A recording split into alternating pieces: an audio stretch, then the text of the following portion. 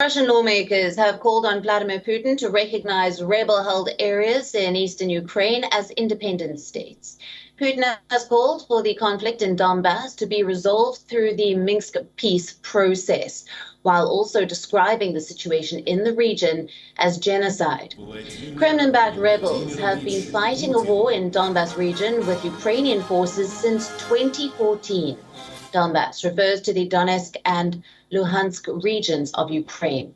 In 2014, Russia annexed Ukraine's Crimean peninsula. Moscow threw its weight behind a separatist insurgency in Ukraine's eastern industrial heartland, Donbass.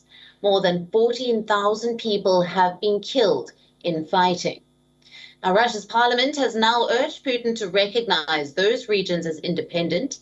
Russia argues that it was Kyiv that was not following the Minsk agreements. The Kremlin leader said Russia considered the treatment of ethnic Russians in Donbass region as genocide.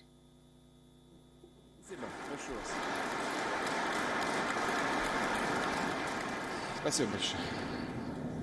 Уважаемые депутаты Государственной Думы, позволю себе только добавить, что по нашим оценкам, то, что происходит на Донбассе сегодня, это и есть геноцид. Федерации Владимир Владимирович Putin. Now, for more on this, joining us live from Moscow is our correspondent, Stuart Smith. Hello to you, Stuart. Thank you for being with us on the broadcast. Now, there are reports that Russian troops have started pulling out of Crimea. What's the latest, and has there been any evidence, as asked by the West, of the same?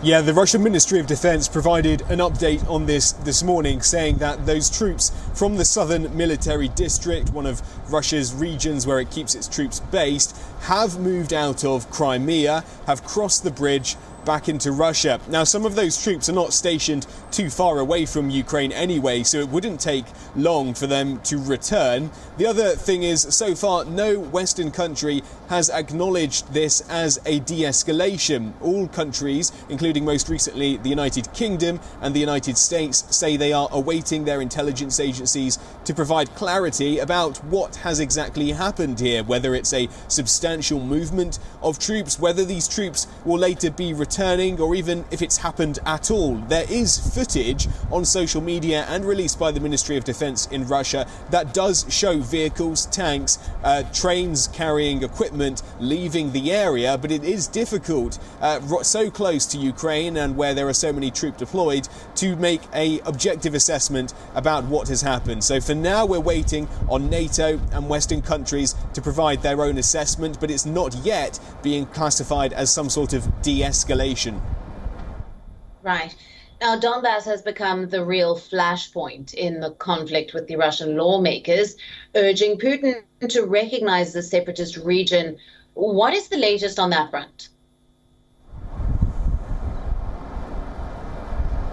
Yeah, this was a bill proposed actually by the Russian Communist Party, not the ruling United Russia Party. It went through Parliament, received the necessary number of votes, and if ratified by the Russian President Vladimir Putin, would mean that these regions take on an autonomous status recognized by Russia as such. For 7 years, they've tried to manage their affairs in the self-declared Donetsk People's Republic and Lugansk People's Republic, separate from Ukraine and separate from Russia.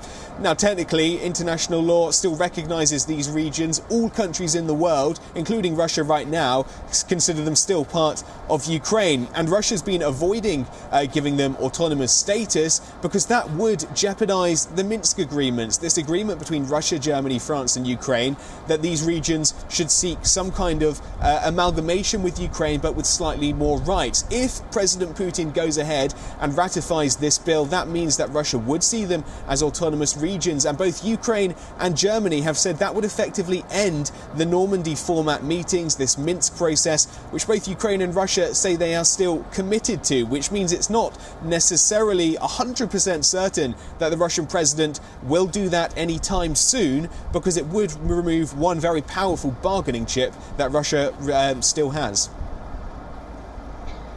Right, and several Ukrainian websites belonging to banks and the defense ministry face cyber attacks, which Ukraine has blamed on Russia. Has there been any reaction to this? Not from the Russian side. Traditionally, Russia doesn't comment on cyber attacks, which it would always say are not coming from the Russian state. But there has been reaction from NATO. It shortly, a few hours after Ukraine declared that it was the victim of another major cyber attack, NATO has promised to help Ukraine beef up its cyber security defences, despite Ukraine not being a NATO country itself. Indeed, multiple websites were hit, including military sites. Those were the last ones to come back online. Ukraine this time, unlike last month, was quick to point the finger to Russia. At this point, it's no surprise Ukraine receives hundreds of thousands of cyber attacks a year, most of whom it attributes to either the Russian state or hackers working in Russia. Right. Stuart, we'll leave it there. Thank you very much for being with us and bringing us all the latest details. WION, now available in your country. Download the app now. Get all the news on the move.